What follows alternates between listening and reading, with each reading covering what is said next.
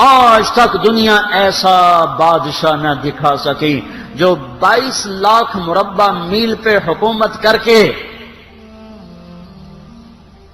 مسجد میں جھاڑو دے رہا ہو، جو 22 لاکھ مربع میل پر حکومت کر کے پانی کی مشق کندھے پہ اٹھا کے بیوہ عورتوں کے گھر میں گھڑوں میں پانی بھرنے جا رہا ہو۔ امیر المومنین کہاں جا رہے ہو؟ فلاں اماں کے گھڑے میں پانی بھرنے جا رہا ہوں، فلاں کے گھر میں پانی بھرنے جا رہا ہوں۔ 22 لاکھ مربع میل پہ حکومت کر کے دھرتی نے ایسا بادشاہ نہیں دیکھا جو اونٹ چراتا پھر رہا ہو۔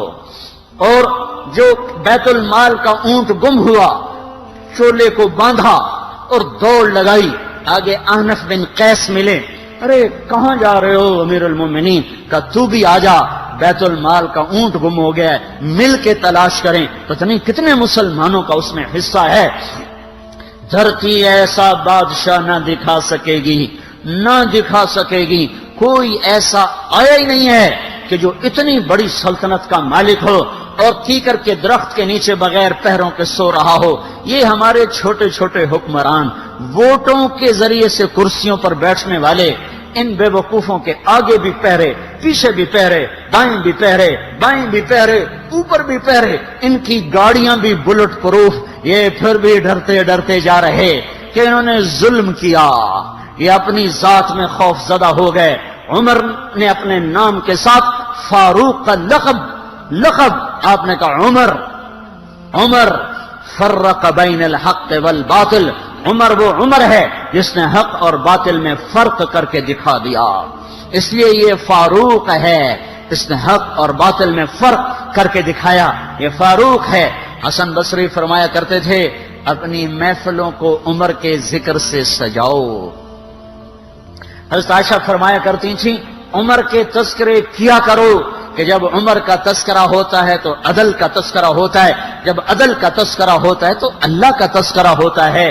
کہ ہم عائشہ رضی اللہ تعالیٰ عنہ فرمایا کرتی تھیں اتنے بڑی سلطنت پر حکومت کرنے کے بعد اللہ کی راہ میں جانے والے مجاہدین کے گھر گیا کھڑا ہوا ہے، دروازے پہ دستک دے رہا ہے، بیٹی کوئی بازار سے سودا لینا ہو تو مجھے بتاؤ، تیرے گھر والا تو اللہ کی راہ میں ہے، میں تمہارے گھر کا سودا لے آؤں، کیا کیا چیز چاہیے؟ تم نے اپنے خامند کو خط لکھنا ہوگا، تم تو لکھنا نہیں جانتی، مجھے بتاؤ میں تیرے خامند کو تیری طرف سے خط لکھوں۔ اما تیرا بیٹا اللہ کی راہ میں گیا ہوا ہے، مجھے بتا میں تیرے بیٹے کے نام تیری طرف سے خط لکھوں۔ اتنی بڑی جس کے سامنے قیصر اور کسریٰ زیر و زبر ہو گئے، کج کلا، وہ زمین میں جا کے تہ خاک میں وہ سارے ہیرے لال جواہر، وہ زمین میں لوٹ پوٹ کرنے والا، کسریٰ کے تخت کو توڑنے والا اور روم کی طاقت کو توڑنے والا، آل ساسان کی طاقت کو توڑنے والا اور نوشیروان کے خزانے مدینے میں لانے والا اور خسرو پرویز کے خزانے مدینے میں لانے والا اور رومت الکبریٰ کے خزانے مدینے میں لانے والا خود اپنے کرتے میں 14 پیوند لے کے چل رہا ہے، 14 پیوند کے ساتھ کرتا ہے، مہینے میں 1 دن گوشت کھاتے تھے، وہ روٹی کھاتے تھے کہ عام آدمی حلق کے نیچے نہیں لے جا سکتا تھا۔ ہے سال کی ابتدا اس شخص کی شہادت سے ہوتی ہے جس کو اللہ نے وہ عزت دی۔ آپ نے کہا میرے 2 وزیر آسمان میں، 2 وزیر زمین میں، آسمان پہ جبریل اور میکائیل میرے وزیر ہیں، زمین پر ابو بکر اور عمر میرے وزیر ہیں۔ آپ فرمایا کرتے تھے ابو بکر عمر اگر کسی بات پہ جمع ہو جائیں تو میں ان کے مشورے کے خلاف کبھی نہ کروں گا۔ ابو بکر تیری مثال ابراہیم کی ہے، عمر تیری مثال نوح علیہ السلام کی ہے، ابو بکر تیری مثال عیسیٰ علیہ السلام کی ہے، عمر تیری مثال موسیٰ علیہ السلام کی ہے۔ آپ مسجد میں آئے، آپ کے دائیں طرف ابو بکر تھے، بائیں طرف عمر تھے، آپ اندر آئے اور کہا دیکھو اسی طرح قیامت کے دن ہم اٹھیں گے کہ میرے دائیں طرف ابو بکر ہوگا، میرے بائیں طرف عمر ہوگا اور ہم ہاتھوں میں ہاتھ دیے ہوئے اٹھائے جائیں گے۔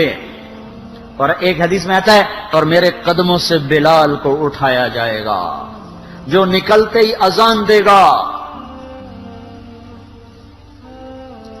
جس کے اسلام لانے نے اسلام کو اونچا کیا، جس کے اسلام لانے نے باطل کو پست کیا، جن راہوں سے عمر گزر جائے شیطان وہ راہیں چھوڑ دیتا تھا۔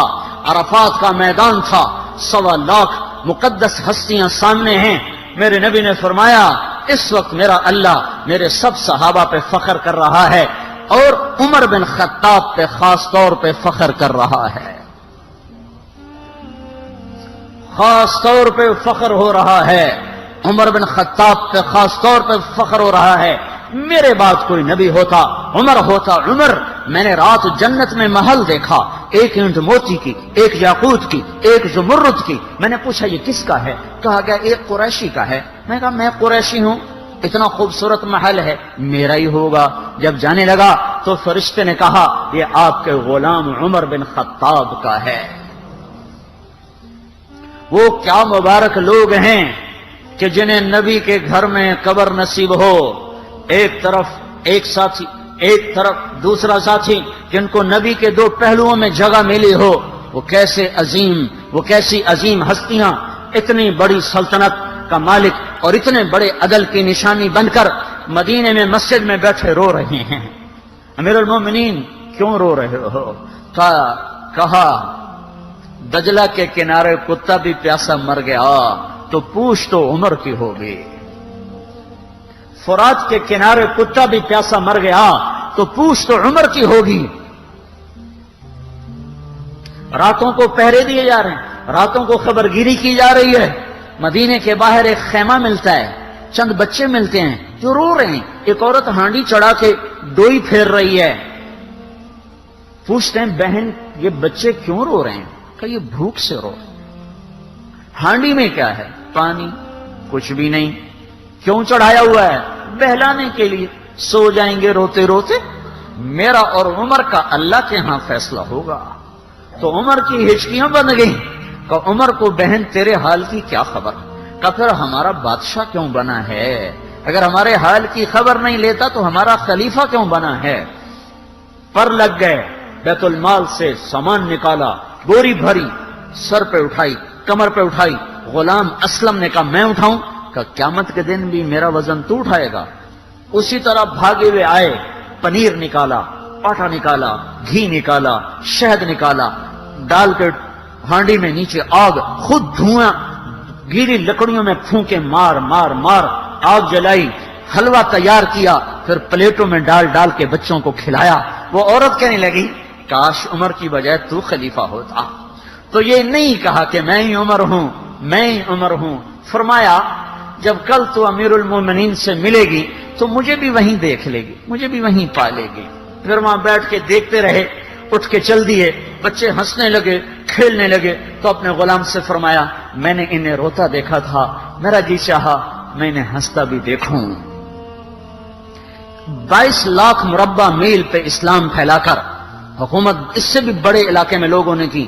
چنگیز نے اس سے زیادہ فتوحات کی، محمود غزنوی نے اس سے زیادہ کی، سکندر تیمور نے اس سے زیادہ کی۔ پر فتوحات کر کے یوں خدمت کر رہا ہو، پانی بھر رہا ہو، اونٹ چرا رہا ہو، امامت کرا رہا ہو، 14 پیوند لگے کپڑوں کے ساتھ خلافت کے تخت پر بیٹھا ہوا ہو، یہ دھرتی میں پھر کوئی نہیں آئے گا۔